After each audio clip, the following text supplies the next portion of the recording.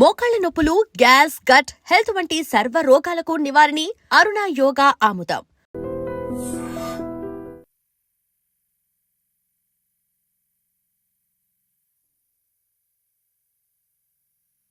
Welcome to iDream media. So జనరల్గా sugar టెస్ట్కి వెళ్ళినప్పుడు ఒక్కొక్కసారి బాగా ఎక్కువ చూపించడం, ఒక్కొక్కసారి తక్కువ చూపించడం ఇలా జరుగుతూ ఉంటుంది కదా. అయితే డిపెండ్స్ ఆన్ ఫుడ్, మనం ఏం తీసుకుంటామో అనే దాని మీద షుగర్ లెవెల్స్ ఆధారపడి ఉంటాయనేది మనందరికీ తెలిసిన విషయమే. అయితే షుగర్ లెవెల్స్ బాడీలో పెరగకుండా ఉండాలంటే మనం ఫుడ్ని అంటే రైస్, పప్పు, చారు, పెరుగు ఇలా తీసుకున్నప్పుడు ఎట్లా తీసుకుంటే కనుక బాడీలో షుగర్ లెవెల్స్ అనేవి పెరగకుండా ఉంటాయి, సీక్వెన్స్ ఆఫ్ ఫుడ్ అనేది ఎలా ఉండాలి, వివరాలు తెలుసుకుందాం. మనతో పాటు ఉన్నారు ప్రముఖ న్యాచురోపతి వైద్యులు డాక్టర్ జ్యోత్స్నా పులిపాటి గారు. మ్యామ్ నమస్తే అండి. నమస్తే అండి. ఇప్పుడు న్యాచురోపతి అనగానే మెడిసిన్ లేకుండా సో న్యాచురల్గా జీవన విధానంలో మార్పులు చేసుకుంటా సో ఈ అనారోగ్య సమస్యలను తగ్గించుకోవడము, రాకుండా చేయడం అనేది దీని యొక్క మెయిన్ ఉద్దేశం. అవును. అయితే మ్యామ్ జనరల్గానే మీరు జాగ్రత్తలు చెప్తూ ఉంటారు షుగర్ పేషెంట్స్కి. ఈ బాడీలో షుగర్ లెవెల్స్ పెరగకుండా ఉండాలంటే తినే పద్ధతిలో కూడా చేంజ్ చేసుకోవాలి అనేది, కొంచెం చిన్న చిన్న మార్పులు చేసుకుంటే షుగర్ లెవెల్స్ పెరగకుండా ఉంటాయి, షుగర్ ఎక్కువ చూపించకుండా ఉంటుంది అని చెప్పారు. అంటే ఎట్లా ఉంటుంది అసలు? అంటే జనరల్గా ఒక సాలడ్ తీసుకుంటారు, చపాతీ తీసుకుంటారు, ఇట్లానే ఉంటుంది కదా, ఇంకా ఏమైనా చేంజెస్ చేసుకోవాల్సిన అవసరం ఉంటుందా? సో బేసిక్గా డయాబెటిక్ పేషెంట్స్ది మెయిన్ ఉద్దేశం ఏముంటుంది అని అంటే, ఆల్రెడీ డయాబెటీస్ ఉన్నప్పుడు షుగర్ లెవెల్స్ అనేది ఫాస్ట్గా పెరగకుండా ఉండడం చాలా ఇంపార్టెంట్ అనమాట. అందులో మనం డయట్లో ఆల్రెడీ మనం ఎన్నో వీడియోస్లో చెప్పి ఉన్నాము, glycemic index based foods. For example మన రైస్ అయితే గనక గ్లైసెమిక్ ఇండెక్స్ అనేది ఎక్కువ ఉంటుంది. అదే మనం రైస్ బదులు మిల్లెట్స్ తీసుకున్నాము అని అంటే గ్లైసెమిక్ ఇండెక్స్ అనేది తక్కువ ఉంటుంది.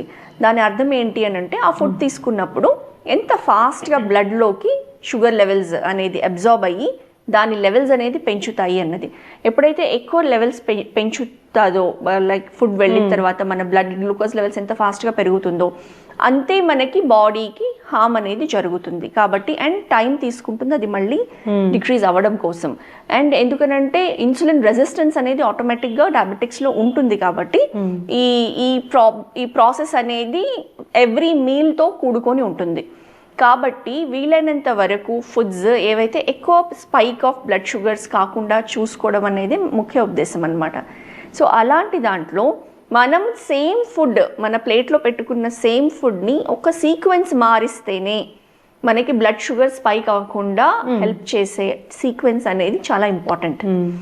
సో ఆ సీక్వెన్స్లో ఫస్ట్ మనము మామూలుగా రైస్ కానివ్వండి, వీట్ కానివ్వండి, ఒక దాల్ లేకపోతే ఒక ప్రోటీన్ సోర్స్ ఏదైనా చోలే, రాజ్మా ఇట్లాంటివి పెట్టుకుంటాము.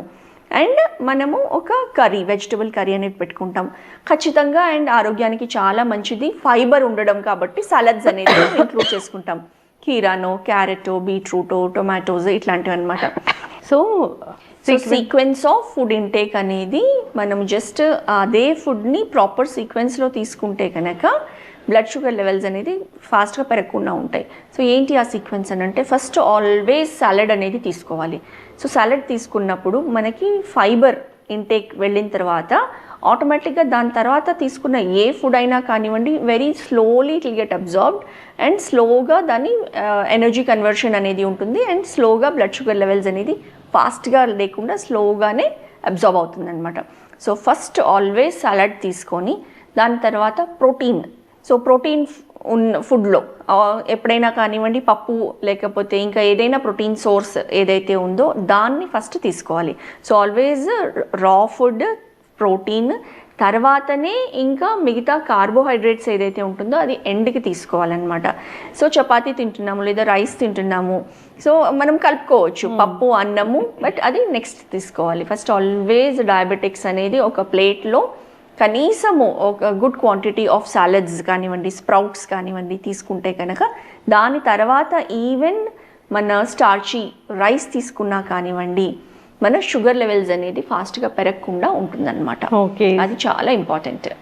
కొన్ని వెజిటబుల్స్ అయినా తీసుకోవచ్చు, సాలడ్ అయినా తీసుకోవచ్చు, లేదా వెజిటబుల్స్ కర్రీ తీసుకోవచ్చు, లేదా స్ప్రౌట్స్ తీసుకోవచ్చు, ఎనీథింగ్. దాన్ని ఫస్ట్ తీసుకొని కార్బోహైడ్రేట్స్, నెక్స్ట్ ప్రోటీన్ అనేది తీసుకొని కార్బోహైడ్రేట్స్ మాత్రం లాస్ట్కి తీసుకోవాలి. ఓకే, సో అట్లా తీసుకుంటే కనుక గ్లూకోజ్ లెవెల్స్ అనేవి పెరగకుండా ఉంటుందన్నమాట. షుగర్ పేషెంట్స్ ఎవరైనా కానీ దీన్ని పాటించాలి. నార్మల్గా ఎవరైనా కూడా అట్లాగే తీసుకోవచ్చు. ఒక హెల్దీ మీల్ ఎలా ఉండాలి, ప్లేట్ ఎలా ఉండాలి అంటే కూడా ఇట్లాగే చెప్తాము. ఇలానే యూజువల్గా తీసుకుంటాము. అదే సేమ్ ఫుడ్ ఫస్టే అన్నం కలుపుకొని మనం పప్పు అన్నము కర్రీ అన్నం తిన్న తర్వాత సాలడ్స్ తర్వాత లాస్ట్కి తిన్నాం అనుకోండి, అందులో మనకి కనీసం 30-40 milligrams of increase in the sugar levels అనేది కనిపిస్తుంది అనమాట. అంత వేరియేషన్ వస్తుంది. చక్కగా చెప్పారు మ్యామ్. సో ఫుడ్ జాగ్రత్తలు తీసుకోవాలి, అసలు షుగర్ అనేది అవాయిడ్ చేయాలి వాళ్ళు. ఇంకా తీసుకునే ఫుడ్ ఎలా తీసుకోవాలి అంటే ఫస్ట్ కొన్ని వెజిటబుల్స్ అయినా తీసుకోవచ్చు, ఒక సాలడ్ అయినా తీసుకోవచ్చు, కొన్ని స్ప్రౌట్స్ అయినా తీసుకోవచ్చు. దాని తర్వాత ఏం తినాలన్నా తినొచ్చు. అట్లా అంటే రైస్, దాలు అలాంటివి, కర్డ్ ఇట్లా తీసుకోవచ్చు. నార్మల్ మనం ఫుడ్ ఎలాంటి ఫుడ్ తీసుకుంటామో అలానే తీసుకోవచ్చు. సో దానివల్ల షుగర్ లెవెల్స్ అనేవి స్పైక్ అవ్వకుండా ఉంటాయి. చక్కటి ఇన్ఫర్మేషన్ మ్యామ్. సో జనరల్గా మనం రోజే తినే ఆనియన్స్ అంటే ప్రతి కూరలోనూ మనం ఆనియన్స్ అని యూజ్ చేస్తాము. అయితే జనరల్గా ఇట్లాంటి ఆనియన్స్ చూస్తాం, అంటే ఇంత ఫంగస్ వచ్చిన ఆనియన్స్ కూడా చూస్తాము. అసలు ఇది ఏంటి, ఇది తీసుకుంటే మనకి ఎలాంటి అనారోగ్య సమస్యలు వస్తాయి? ఇప్పుడు మనం ఇళ్లలో అయితే క్లీన్ చేసి తీసుకుంటాం, కానీ సో హోటల్స్ అలాంటి వాటిలో మనం చూస్తూ ఉన్నాం ఎంత కంటామినేటెడ్ ఫుడ్ అనేది పెడుతూ ఉన్నారు, ఎంత అన్హైజీన్ ఫుడ్ అనేది పెడుతూ ఉన్నారు. సో ఇలాంటి ఆనియన్స్ మనం వాడితే కనుక వచ్చే అనారోగ్య సమస్యలు ఏంటి, అసలు ఇది ఏంటి మ్యామ్? జనరల్గానే ఆనియన్స్ ప్రతి కూరలో మనము ఉల్లిపాయలు అనేది వాడుతూ ఉంటాము. ఉల్లి చేసే మేలు తల్లికి కూడా చేయదని చెప్తూ ఉంటారు. అన్ని మెడిసినల్ వాల్యూస్ ఉంటాయి దాంట్లో. సో అయితే ఈ ఆనియన్స్ సరిగా క్లీన్ చేసి తీసుకుంటేనే మనకు ఆరోగ్య లాభాలు కలుగుతాయి. నేను చెప్పినట్లుగా దాంట్లో ఒక ఫంగస్ లాంటిది ఒక బ్లాక్ ఉంటుంది, అది మాత్రం అస్సలు వాడకూడదు అని చెప్తూ ఉన్నారు. అట్లాంటి ఆనియన్స్ వాడకూడదని. ఆనియన్స్లో అసలు సెలెక్ట్ చేసుకునేటప్పుడు ఎట్లా సెలెక్ట్ చేసుకోవాలి? సో ఇప్పుడు ఆనియన్స్ మనకి మామూలుగా మనం కూరగాయలు వెళ్ళి కొంటే ఆర్ ఉల్లిపాయలు కానివ్వండి, ఒకవేళ మనకి రైతు బజార్లో మనం వెళ్ళి కొంటే గనక వాళ్ళు కంప్లీట్లీ మనం ఒక 100కి 3 kgs 4 kgs అనేది అమ్ముతున్నారు. ఇప్పుడు వాళ్ళు మనల్ని ఏమి ఏరనివ్వరు, ఒకటి పిక్ చేసుకోవడానికి అవకాశం ఉండదు. వాళ్ళు మొత్తం తీసుకొని అంతే 100 రూపీస్కి 4 kgs తీసుకొని ఇట్లా వేసేస్తారు. సో అందులో మనకి చాయిస్ అనేది చాలా వరకు ఉండదు. సో అక్కడ లేని చాయిస్ మనం ఇంటికి వచ్చిన తర్వాత అట్లీస్ట్ వంట చేసే ముందు ఎటువంటి ఆనియన్స్ ఉన్నాయి అనేది ఖచ్చితంగా పరిశీలించి, ఇప్పుడు ఈ ఆనియన్స్ చూస్తే ఈ చాలా మనకి కామన్గా కనిపిస్తూ ఉంటుంది ఈ బ్లాక్ స్పాట్స్, నల్ల మచ్చలు అనేది ఆనియన్ పీల్ పైన ఉంటుందన్నమాట. సో మనము ఇది ఒక ఫంగస్, ఆస్పర్జిల్లస్ నైజర్ అనే ఒక ఫంగస్ అన్నమాట. సో ఈ ఫంగస్ ఎంత ప్రమాదకరమైంది అని అంటే గనక దీన్ని ఒకవేళ మనం ప్రాపర్గా క్లీన్ చేసుకోకుండా, ప్రాపర్గా వాష్ చేయకుండా ఈ ఆనియన్ని అలానే యూస్ చేసుకొని తిన్నాము అని అంటే కంప్లీట్లీ మన గట్ హెల్త్ని అంతా స్పాయిల్ చేసి ఫుడ్ పాయిజనింగ్కి దారి తీసే అంత అవకాశం ఉంటుంది ఇలాంటి ఆనియన్స్ తింటే కనుక. మనకి ఇమీడియట్లీ ఒకవేళ ఇలాంటిది తీసుకుంటే ఈ ఫంగస్ వాంతులు రావడము, విరోచనాలు అవ్వడము, కంప్లీట్లీ స్టమక్ అప్సెట్ అవ్వడము, డీహైడ్రేషన్ కాజ్ చేయడము అనేది దీంతో జరుగుతుంది. ఇంకా చిన్నపిల్లలు తట్టుకోలేని కండిషన్లో ఉంటే గనక ఈవెన్ ప్రాణాలు కోల్పోయేంత కండిషన్ కూడా వెళ్తుంది. అంత సివియర్ టాక్సిన్స్ ఇందులో ఉంటుందన్నమాట. ఈ ఆనియన్స్ అనేవి అంత డేంజర్ ఇవి. సో అంటే ఇది ఒక ఫంగసే, కాకపోతే మన బాడీలోకి వెళ్ళిన తర్వాత ఆ ఫంగస్ అనేది ఇంత రియాక్షన్కి దారితీస్తుంది. కాబట్టి ఎస్పెషలీ ఇప్పుడు మనం స్వయంగా వంట చేసుకున్నాం అనుకోండి, మనం చాలా జాగ్రత్తగా కంప్లీట్లీ వాష్ చేసి ఖచ్చితంగా మనము చూసుకుంటాము. అందుకే కుకింగ్ చేసేటప్పుడు కూడా ఫోన్లు మాట్లాడుకుంటూ లేకుండా శ్రద్ధ పెట్టి మనం ఏ రకంగా వాష్ చేస్తున్నాము అన్నది ఖచ్చితంగా చూసుకొని మనం చేసుకోవాలి. అండ్ ఎవరి ఇళ్లలో అయితే కనుక కుక్స్ ఉండి వంట చేస్తూ ఉంటారో వాళ్ళు చాలా ఈజీగా ఒక్కసారి ఇలా ట్యాప్ కింద వాటర్ పెట్టేసి అలా కడిగేసి, ఇది ఎందుకు అని అంటే అంత ఈజీగా పోదు, అతుక్కొని ఉంటుంది పైన లేయర్స్కి. సో మనం చేత్తో దాన్ని ఇలా రుద్ది మాత్రమే తీయగలుగుతాము. కాబట్టి అది వాష్ చేసేటప్పుడు చాలా ఇంపార్టెంట్, కంప్లీట్గా పోయిందా లేదా అని చూసుకొని వాడడం అనేది. సో ఎవరి ఇళ్లలో అయితే కుక్స్ వంట చేస్తారో చాలా జాగ్రత్తగా వాళ్ళు అది పరిశీలించాల్సిన అవసరం అనేది ఉంటుంది. అంటే ఫుల్గా అది రన్నింగ్ వాటర్ కింద మొత్తం క్లీన్ చేసి రన్నింగ్ వాటర్ కింద పెడితే కూడా ఇది పోదు. మనము చేత్తో దాన్ని అలా వైప్ చేసి వాటర్ కింద క్లీన్ చేస్తేనే అది పోతుంది. దాని తర్వాతనే ఆ లేయర్స్ అనేవి సో మనం అందుకే జస్ట్ పైన పొట్టు కాకుండా పైన లేయర్ అనేది కూడా తీసేస్తే ఇంకా మంచిది. బికాస్ ఆ పైన లేయర్ లో ఈవెన్ అది ఉన్నా దానిపైన ఏమైనా కొంతవరకు ఉన్నా కానివ్వండి అది వెళ్ళిపోతుంది అనమాట. సో అది చాలా చాలా ఇంపార్టెంట్ మనం ఈ ఆనియన్స్ యూస్ చేసే ముందు. సో ఆ ఫంగస్ ఏదైతే ఉందో మనకి అది completely not just gut health, మన న్యూరలాజికల్ టాక్సిన్స్ కూడా క్రియేట్ ఆర్ ఇన్స్టిగేట్ చేసే స్టిమ్యులేట్ చేసే అవకాశం ఉంటుంది. అయితే మ్యామ్ నేను మా కజిన్ హాస్టల్లో ఉంటా, ఎంత ఇంటర్మీడియట్ వెళ్ళినప్పుడు అక్కడ ఆనియన్స్ కట్ చేయడం అనేది నేను చూసాను. నాకు చాలా భయం వేసింది. అంటే ఇంత ఎక్కువ ఆనియన్స్ తెచ్చారు, ఒక పెద్ద గిన్నెలో వేశారు. అంటే అలాంటి ఆనియన్స్ కూడా ఉన్నాయి, దాంట్లోనే క్లీన్ చేస్తున్నారు, మళ్ళీ కట్ చేస్తున్నారు, మళ్ళీ దాంట్లోనే వేస్తున్నారు. అంటే వాళ్ళు ఇంకా దాన్ని ఎక్కువ ఎక్స్పోజ్ చేస్తున్నారు. అవును, అదే అసలు క్లీనింగ్ ఎంత ఇంపార్టెంట్, వెజిటబుల్ ప్రాపర్ క్లీనింగ్. ఇప్పుడు హాస్టల్స్ లో ఎక్కడైతే కమర్షియల్ ప్రిపరేషన్స్ ఉన్నాయో, రెస్టారెంట్స్ లో, హోటల్స్ లో, ఎక్కడైనా చూడండి, ఎక్కడైతే ఎక్కువ క్వాంటిటీలో ఈ ఆనియన్స్ తరగాల్సి వస్తుందో వాళ్ళు చేసింది ఎవరో తింటున్నారు. కాబట్టి వాళ్ళకి అసలు అవసరం లేదు, అన్లెస్ వెరీ గుడ్ హోటల్స్ అయితే తప్ప. అది కూడా మనం చెప్పలేము, ఎక్కడైనా కానివ్వండి మనుషులే కదండి పనిచేసేది. సో ఈ నెగ్లిజెన్స్ అనేది అయ్యే అవకాశం ఉంటుంది మీరు అన్నట్లు హాస్టల్స్లో.